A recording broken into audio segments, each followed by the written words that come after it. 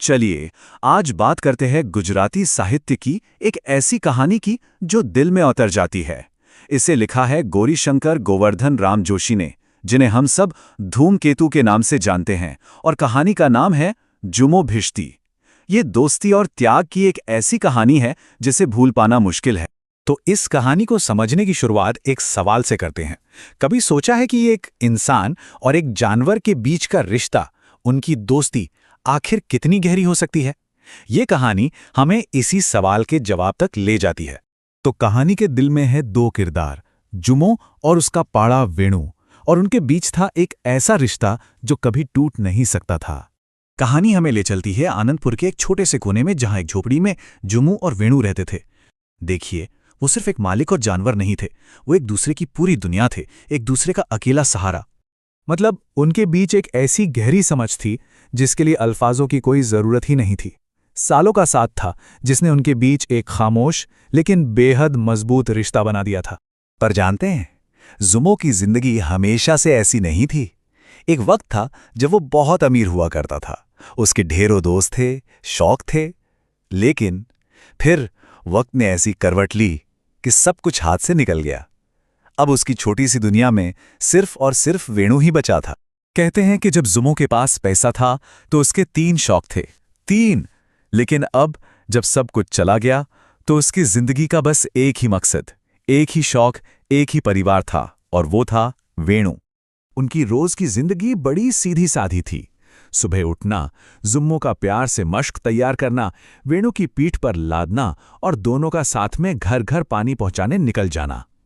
जो भी थोड़ी बहुत कमाई होती उसी से दोनों का गुजारा चलता। उनकी जिंदगी की ताल एक दूसरे से बंधी हुई थी। सब कुछ अपनी धीमी रफ्तार से ठीक चल रहा था। लेकिन फिर आई एक ऐसी सुबह जिसने इस शांत जिंदगी में सब कुछ बदल कर रख दिया। एक मनहूस सुबह। तो हुआ यूं कि रोज की तरह काम खत्म करने के बाद वेणु शायद मस्ती के मूड में था, और बस वो खेलने के लिए अचानक रेलवे की पटरियों की तरफ दौड़ पड़ा। एक बिल्कुल मासूम सी दौड़ जो एक भयानक हादसे में बदलने वाली थी। जुमो का दिल बैठ गया। उसे खतरा साफ दिख रहा था। वो चिल्लाया, अरे रुक जा, वापस आ। पर वेणु तो अपनी ही धुन में था, बेफिक्र। वो तो बस खेल रहा था। उसे क्या पता था कि वो किस खतरे की ओर बढ़ रहा है। और फिर वही हुआ जिसका जुमो को डर था। भागते भागते वेणु का पैर रेलवे की पटरियों के बीच में बहुत बुरी तरह से फंस गया। और यहीं से कहानी का वो हिस्सा शुरू होता है जो शायद सबसे ज्यादा तकलीफ देता है। जुमो ने मदद के लिए हाथ पैर मारे, पर उसे देखने को मिली सिर्फ समाज की बेरुखी, एक ऐसी उदासीनता जो अक्सर हमें शहरों की भीड़ में दिखती है। जुमो घबरा गया। वो पागलों की तरह मदद के लिए चिल्लाने लगा। उसकी आवाज में एक बेबसी थी, एक डर था। अरे कोई तो आओ, दौड़ो, मेरा जानवर मर जाएगा। लेकिन हुआ क्या? पास से 2 नौजवान गुजरे। उन्होंने इसे बस एक तमाशा समझा और आगे बढ़ गए। जुमो भागकर रेलवे फाटक वाले के पास गया। सिग्नल मैन के आगे गिड़गिड़ाया कि ट्रेन रोक दो, पर किसी ने भी उसकी एक न सुनी। सब अपनी ही दुनिया में मगन थे। उस मुश्किल वक्त में, उस भीड़ भरी दुनिया में जुमो और वेणु एकदम अकेले पड़ गए। एक इंसान भी उनकी मदद के लिए आगे नहीं आया। ऐसा लगा मानो इंसानियत ही कहीं खो गई थी।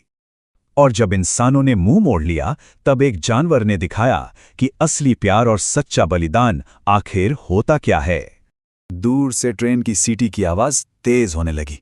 जुम्मो समझ गया कि अब सब खत्म होने वाला है। उसने फैसला कर लिया, वो अपने दोस्त को अकेला नहीं मरने देगा। वो दौड़ा और वेणु से जाके लिपट गया।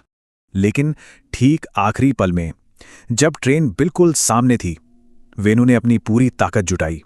उसने अपने सिर से जुमो को इतनी जोर से धक्का मारा कि जुमो पटरी से दूर जा गिरा और ट्रेन वेणु के ऊपर से गुजर गई।